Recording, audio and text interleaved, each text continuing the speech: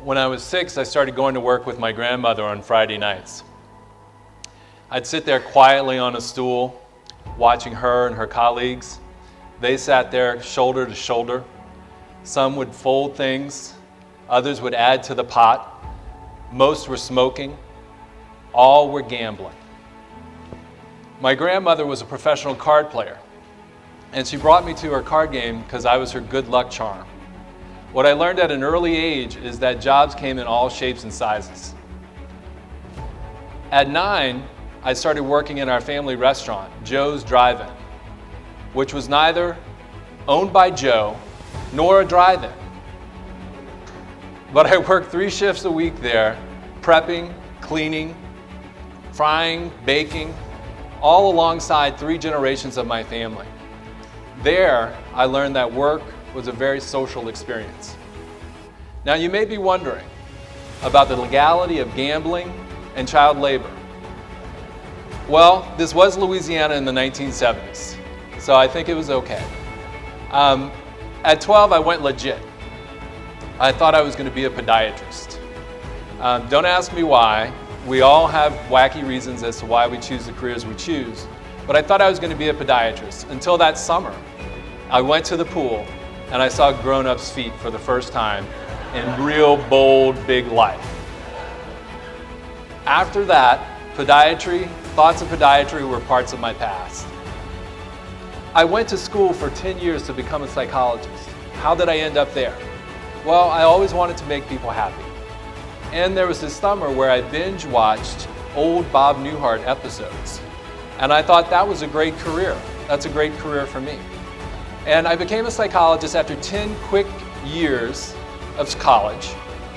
I got out and I was studying what was right with people. So I became a positive psychologist studying what was right with people. And today I want to talk about the emotional fruits of labor. The emotional fruits of labor. I want to talk about what life gives you when you love your job. And since I've been researching this, I have lived differently. I work differently. And I hope the same happens for you. Now, even though I look for people who love their jobs all the time, I meet people who don't like their jobs quite often. In fact, they have this uncanny ability to find me and sit next to me on long flights. And I learn a lot about the jobs they hate.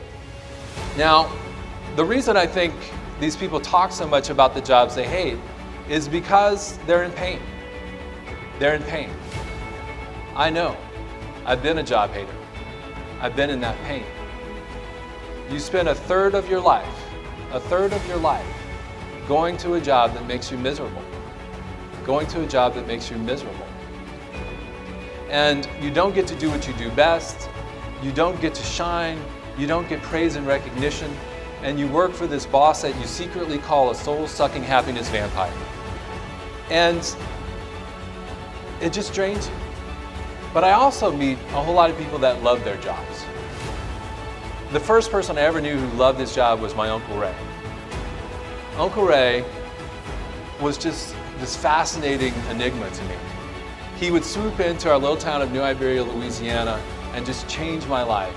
My life would go from black and white to color when Uncle Ray was in town. And he just had this way about him. While other people were talking about jobs they hated and clearing my grandmother's living room, Uncle Ray would captivate us with talk of the travel agent job he loved.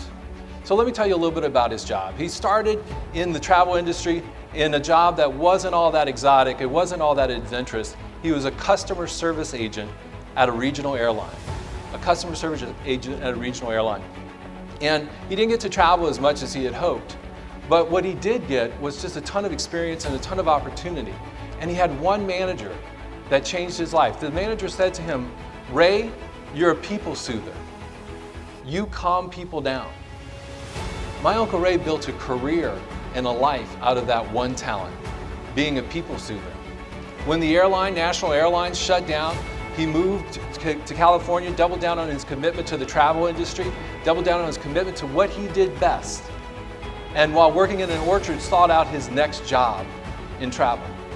He was recruited by the owner of a travel agency, Miss Segali. And Miss Segali recognized Uncle Ray's potential to put people at ease. Ray quickly learned the business. He had no experience planning trips, but he quickly learned the business, and he carved the job into something that was uniquely his. He shaped it little by little, and it became his job. And he would turn hassles of travel into plans for a dream trip. And customers flocked to him. In just a little bit of time, he became one of the top grossing agents at the firm. And then, after 10 years, he was one of the top grossing agents in the country. And he was also named Vice President of Segali Travel. I tell you this story about Uncle Ray because he inspired me. He inspired me to look at life as if there was potential, to look at life as if I could make a difference. I could work on my job. I could change my job into something that really meant something to me, that's something that really mattered to me. Now, I believe the best career advice comes from the Rays of the world. And these people really do exist. These people who love their jobs, they really do exist. They pop out of bed in the morning, energized, ready to go. They come home at night still full of energy, ready to share it with their families. These people do exist. They're not mythical creatures like unicorns or jayhawks or Democrats in Western Kansas. They're real. They really do exist. And I want to tell you about the work I've been doing to find these people and discover their secrets. In the last 3 years, I've been working with a huge data set of 8,500 working Americans and trying to figure out exactly how many people in America love their jobs. How many people are having a love affair with their jobs? What do you think? What percentage? 13%. 13% of people are having a love affair with their jobs. They are uniquely engaged, they are uniquely passionate about what they do. 87% of people are not. 87% of people are not. Who are these people? Who are these people? These are real people. These are artists, these are accountants, teachers, preachers, soldiers, mechanics. These are real people. And they don't have special degrees from special universities. They don't have beautiful, perfect resumes. They're people like you and me. So even I can love my job. Even you can love your job. Now, in researching these people, I started conducting interviews because the data was strong, but I needed data with a soul. So I started asking people about their jobs and getting the stories from them and learning more and more and more each and every day. I've interviewed hundreds of these folks, and I've learned two things. Two things have emerged from their stories of loving their jobs. Number one, people who love their jobs have great lives. They have great lives. They're off the charts in well-being. They're at the height of happiness. And loving your job is almost an antidote to human suffering. It's almost an antidote to human suffering. When I found that, it just blew me away. That people who love their jobs are thriving, not struggling, not suffering. So the first secret of people who love their jobs is that happiness depends on the goodness of your job. Happiness depends on the goodness of your job. Second, what I found was that these people did not land those jobs they loved.